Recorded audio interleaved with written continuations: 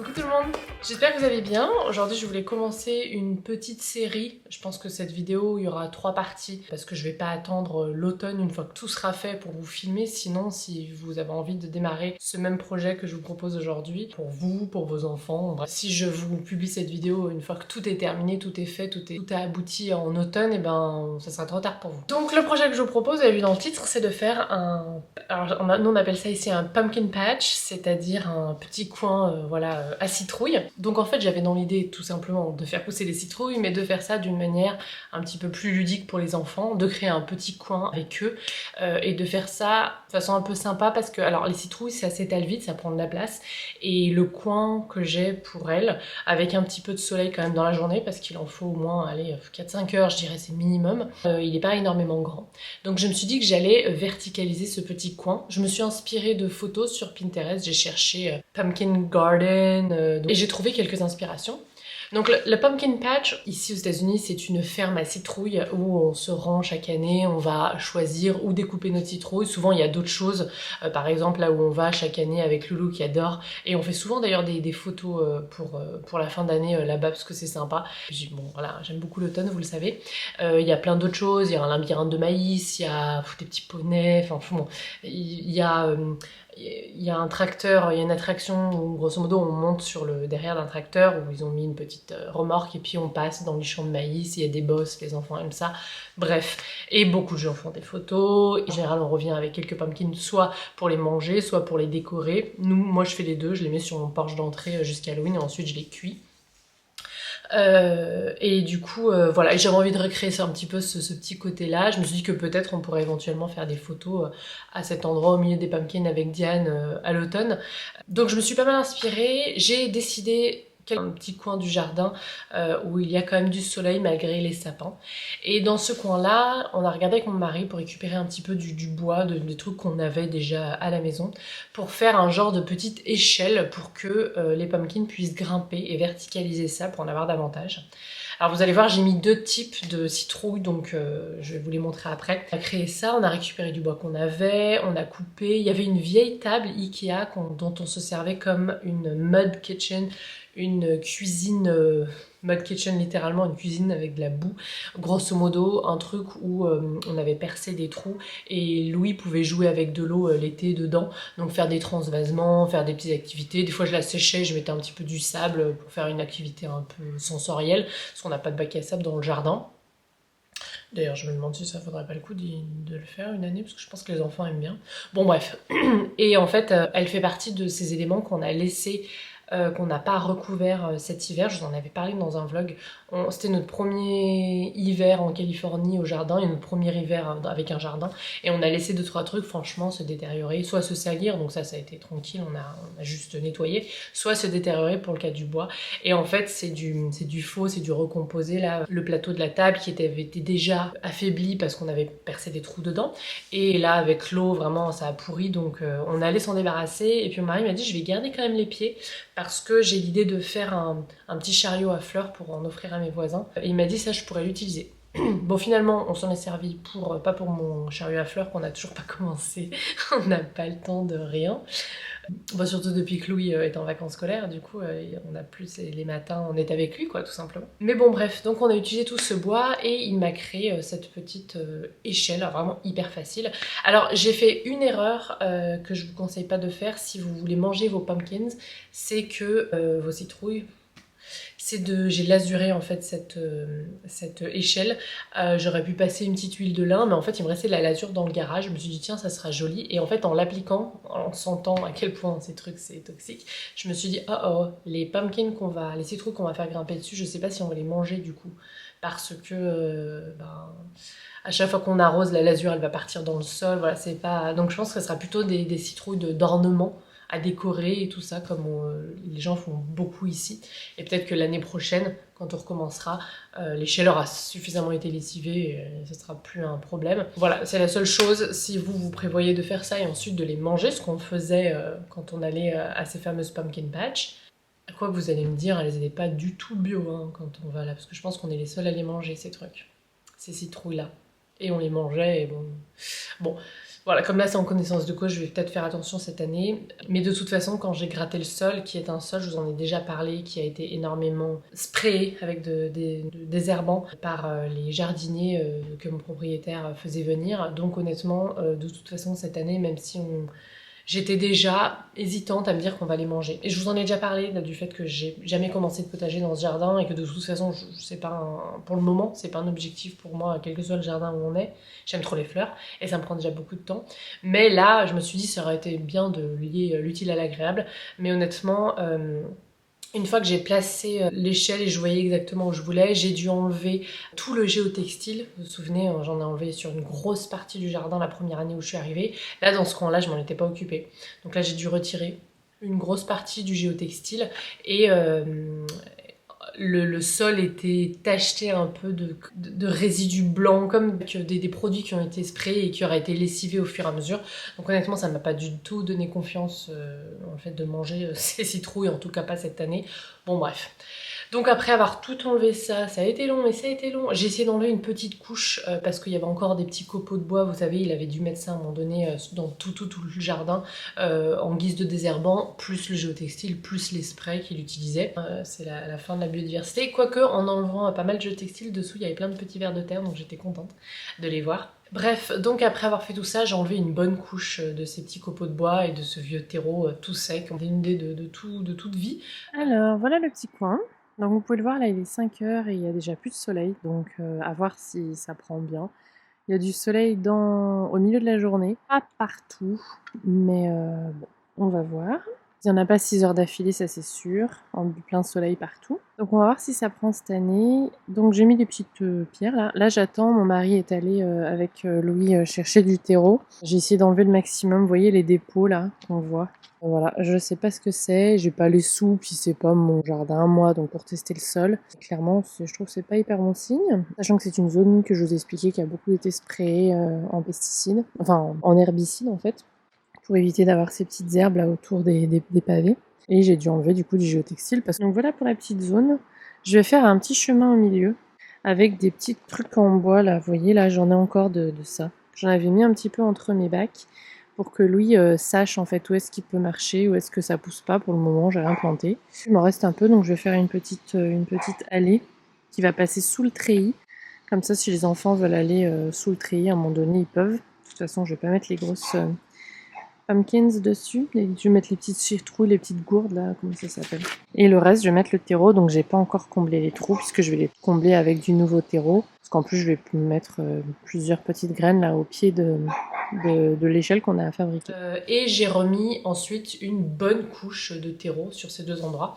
Et j'ai mis un petit peu de décopeaux de bois au milieu pour pouvoir passer. J'ai trouvé que ça rendait bien et je me suis dit que si on voulait aller dessous, on pourrait aller regarder et puis faire grimper les citrouilles assez facilement. J'ai planté deux types de citrouilles sur ce parterre. Des citrouilles un peu plus grosses au sol qui vont du coup peut-être s'étaler, sortir des petits endroits où j'ai mis les cailloux pour délimiter, mais c'est pas grave du tout. Et des plus petits citrouilles qui s'appellent des Jack B. Little, cette variété, qui elles vont pouvoir grimper. Alors sur mes photos d'inspiration Pinterest, j'avais vu des grosses citrouilles qui grimpaient aussi. Moi j'ai peur que ça tombe et surtout ça tombe sur nos têtes, puisque les enfants, je pense, auront envie de jouer un petit peu dessous, d'aller s'asseoir, d'aller regarder, vérifier, regarder. Tiens, avec Louis, c'est vraiment un projet ludique sympa parce qu'avec Louis, on a regardé du coup une vidéo timelapse de comment. Je vous la mettrai si vous voudrez en barre d'infos, c'était sur YouTube, j'ai cherché How to Grow Pumpkin timelapse et c'était une super vidéo. On voit bien du coup de la graine, les premières feuilles, ensuite les premières feuilles dentelées et puis ensuite l'apparition de la fleur. Donc Louis attend avec impatience l'apparition de ces fleurs et ensuite on voit le fruit du coup apparaître, enfin la citrouille apparaître et grossir, etc. Du coup chaque étape, je me demande, je pense qu'on va faire un dessin, un genre de petit schéma, ça pourrait être sympa comme petits travaux éducatifs cet été pendant ces 2 mois de vacances pour mon Louis. Faire un genre de petit schéma du cycle de la citrouille, ça pourrait être rigolo s'il veut l'amener en classe à la rentrée, s'il a envie d'amener une petite citrouille avec son schéma en classe à la rentrée et d'expliquer comment ça marche. c'est rigolo. Il est vraiment hyper intéressé. La dernière fois, il m'a demandé comment on faisait pousser de la vanille, parce qu'il mangeait un yaourt à la vanille. Je lui ai dit, bah la vanille, c'est une petite, c'est comme un petit haricot qui pousse sur une plante qui s'appelle donc une orchidée blanche qui pousse sur un arbre. Et du coup, il a été hyper intéressé. Du coup, on a regardé des documentaires de personnes qui cultivent la vanille et bon voilà, c'est des trucs comme ça. Mais là du coup, là, pour le coup, alors faire pousser une orchidée blanche sur un arbre pour avoir des gousses de vanille dans le jardin, je vais pas le tenter. Mais les pumpkins on peut, donc ça c'est vraiment cool, c'est hyper ludique, il comprend et tout, et pour le coup il voit le résultat tout de suite quoi, chaque étape. Donc je pense qu'on va faire un joli petit dessin, et ça si je le fais je vous le montrerai dans la partie 2 de cette vidéo, où du coup dans cette partie 2, ben voilà, on regardera les fleurs, on regardera ensemble comment faire grimper et attacher les tiges et les feuilles. J'ai envie aussi de peindre un joli petit écriteau, soit en écrivant Diane and Louise Pumpkin Patch, ou bien, je suis pas sûre que j'ai de la place d'écrire tout ça, ou alors juste Our Pumpkin Patch, bon on verra. Coucou tout le monde, on est le soir, ça fait une semaine maintenant qu'on a planté les graines avec Louis. On vient de coucher les enfants ce soir, donc j'en profite pour vous donner des nouvelles, puisque chaque jour je me dis il faut que je donne des nouvelles, il faut que je filme la suite. Chaque jour j'ai le temps de rien, donc c'est parti, je vous montre ça maintenant. Alors, les glaïeuls entre-temps commencent à fleurir. Qu'est-ce que c'est beau ça, on va en parler. J'ai une deuxième fournée de roses sur mon rosier là, que j'avais mis sur mon petit paravent. Elles sont belles. Et elles sentent divinement bon, celles-là. Ce qui n'est pas le cas de tous les rosiers. Donc là, ouais, j'ai plein de petits boutons là qui arrivent. Mais c'est pas le sujet. À chaque fois, je m'écarte. Je vais vous donner des petites nouvelles de l'avancée de mes graines. Pour les grosses pumpkins, les grosses citrouilles donc, qui se trouvent au sol, donc pas mal sont sorties. Ici, là, j'ai rien qui est sorti.